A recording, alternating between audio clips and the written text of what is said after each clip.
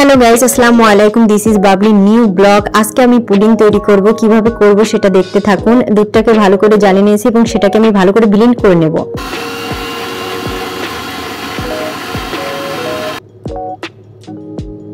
এবার একটা পাত্রে আমি দুধটা ঢেলে নিলাম। এখানে আমি 8টা ডিম রেখেছি। 2 কেজি দুধে আমি 1 কেজি করে নিয়েছি, সেজন্য আমি 8টা ডিম ব্যবহার করব। কারণ দুধটা ভালো করে জাল দেওয়ার পরে 2 কেজি দুধকে 1 কেজি করতে হবে, আর এক পোয়া দুধের সাথে 2টা ডিম অ্যাড করতে হবে। আমি এখানে সেজন্য 8টা ডিম ইউজ করছি। এভাবে আপনারা করবেন। এই যে 8টা ডিমটা ভেঙে নিচ্ছি।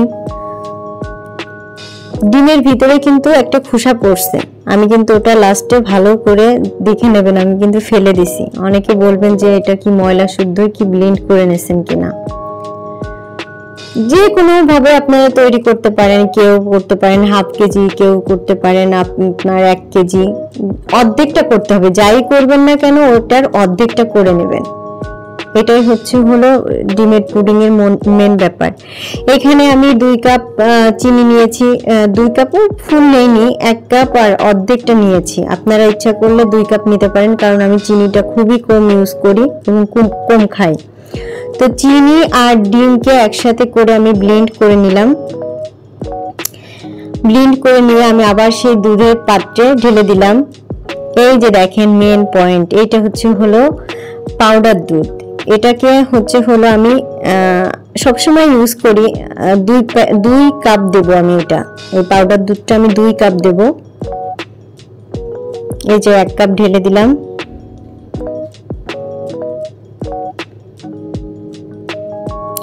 এই পাউডার দুধটাও কিন্তু ব্লেন্ড করে নিতে হবে। ব্লেন্ড করে নিলে কি হয় জানেন, সুবিধা হয়। ব্লেন্ড করে নিলে আর কি আপনার সবকিছুর সাথে মিক্সড হয়ে যায়। আমার এত ধৈর্য নেই হাত দিয়ে করার, এই কারণেই আমি সবসময় ব্লেন্ড করে নিই। এই যে আমি আর শর্টটাও যাতে না থাকে, কোনো সমস্যা যাতে না হয়, এই যে সবকিছু মিলিয়ে আমি সুন্দর করে আবারও ব্লেন্ড করে নিচ্ছি। আগেই বলেছি সামান্য একটু লবণ দিয়ে দিচ্ছি। লবণটা আমি সবসময় দিই, কারণ লবণ একটা স্বাদের ব্যাপার আছে। আমি হালকা করে একটু লবণ দিয়ে দিচ্ছি। লবণ দেওয়ার পরে আমি চামচ দিয়ে ভালো করে এটাকে আবার মিক্সড করে নিলাম।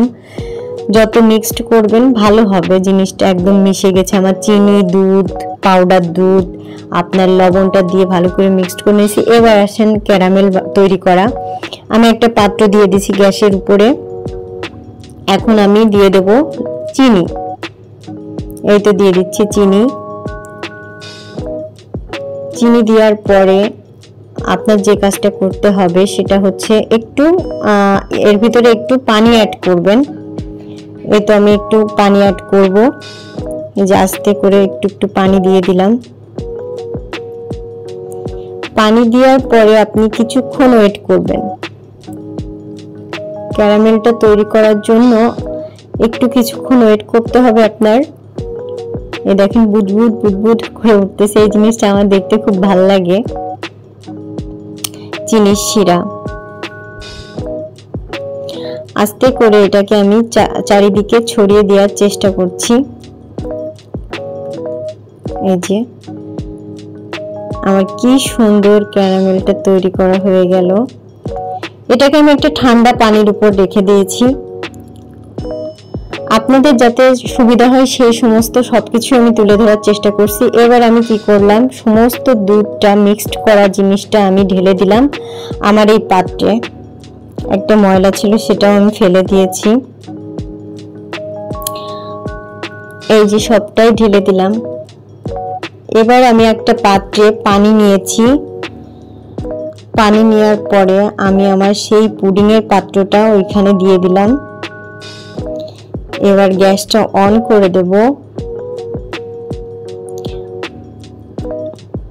এই যে গ্যাসটা অন করে দিয়েছি, উপরে একটা ঢাকনি দিয়েছি।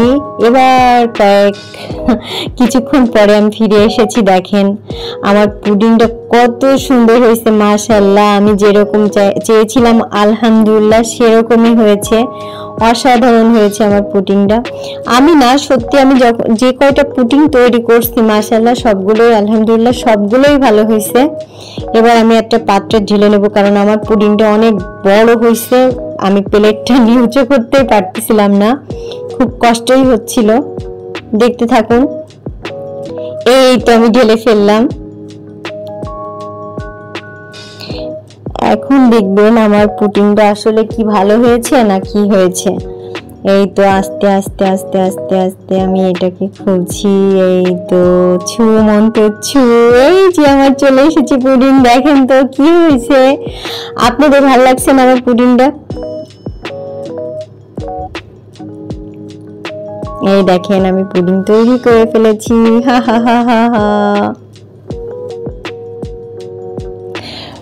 দেখেন কত সুন্দর হয়েছে আমার পুডিংটা, একদম মাখো মাখো রসে একদম। দেখেন কি অবস্থা।